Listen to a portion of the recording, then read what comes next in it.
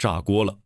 新加坡总理黄循财重磅官宣，主动申请国际原子能机构，也就是 IAEA 的全面评估，毅然打破多年来谈核色变的禁忌。这一决定瞬间引爆全岛，成为所有新加坡人热议的焦点。要知道，新加坡寸土寸金，过去对核能可是避之不及，谈核色变，如今态度180度大转弯，背后藏着最残酷的真相。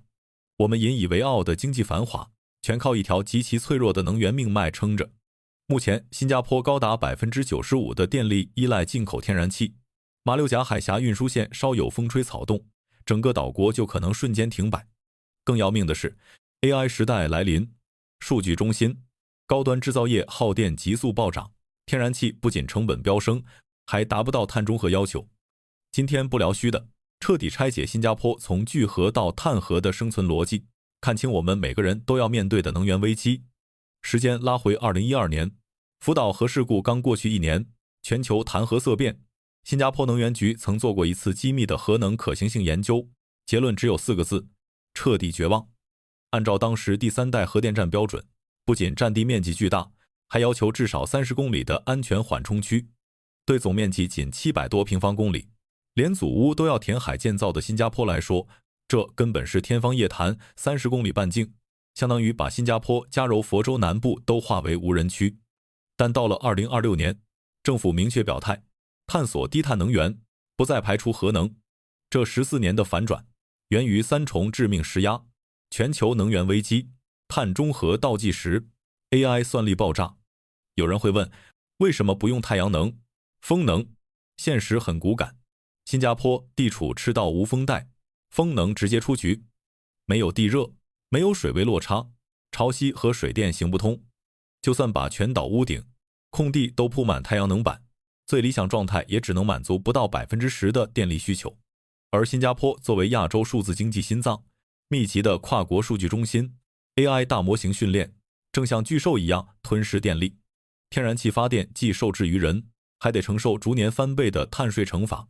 新加坡之所以敢在今天重新审视核能，绝不是因为我们突然变出了土地，而是因为一项足以改变人类能源版图的技术终于走到了商业化爆发的前夜。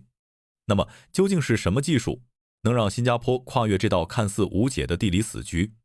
让新加坡态度反转的核心是 SMR， 也就是小型模块化反应堆技术。它的降维打击直接解决了新加坡的地理死局。传统的核电站就像是极其庞大、复杂且昂贵的定制化超级计算机，不仅需要天量的现场浇筑工程，还得依水而建，建设周期动辄10年起步，成本超支更是家常便饭。而 SMR 就像可量产的高性能服务器，占地面积只有传统核电站的 10%-, 30%， 发电功率控制在300兆瓦以下。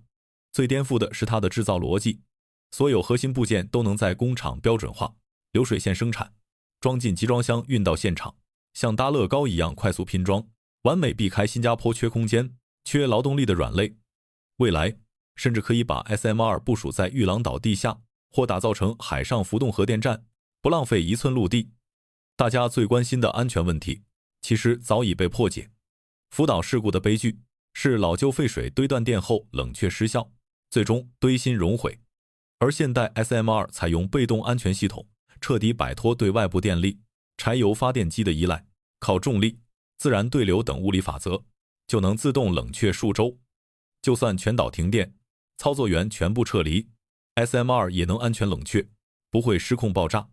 这种高能量密度加绝对安全的组合，完美破解了新加坡地小人稠的安全悖论，也给 AI 时代的算力焦虑提供了零碳解决方案。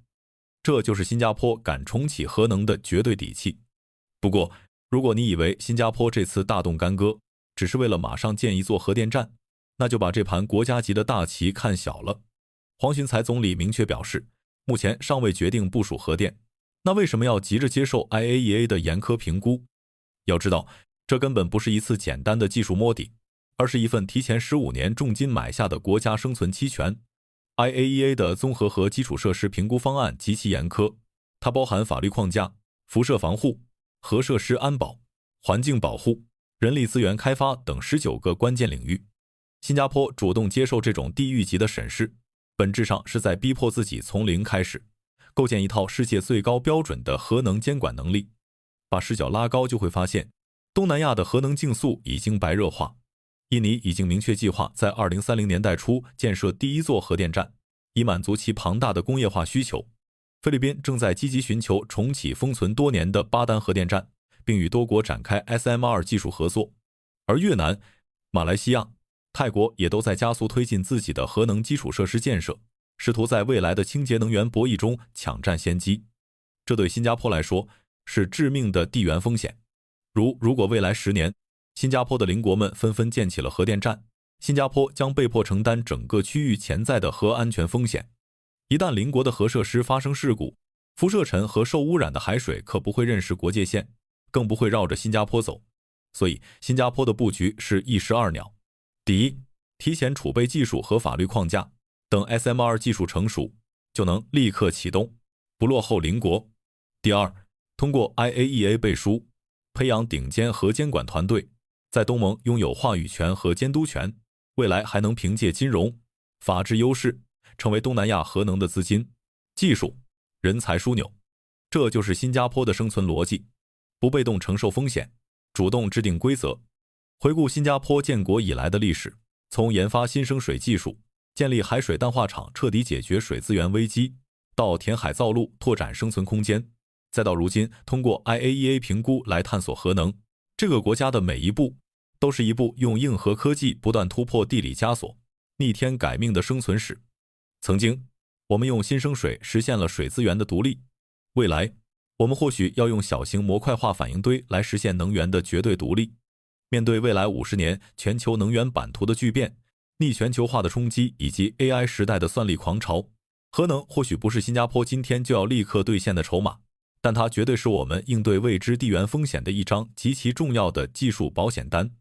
当时代的潮水退去，当传统的化石能源被彻底边缘化，只有那些手里握着核心技术、前瞻视野与顶级监管能力的人，才能在未来的高科技牌桌上继续留在游戏里，甚至成为主导规则的庄家。你认为在你的有生之年，新加坡真的会在本岛或者周边海域建起第一座核反应堆吗？这又会如何实质性地影响我们的电费、房价和生活成本？非常期待在评论区看到你们的深度见解，每一条留言我都会认真看。如果你喜欢今天这期视频，请务必点赞、订阅频道并打开小铃铛。我们下期视频不见不散。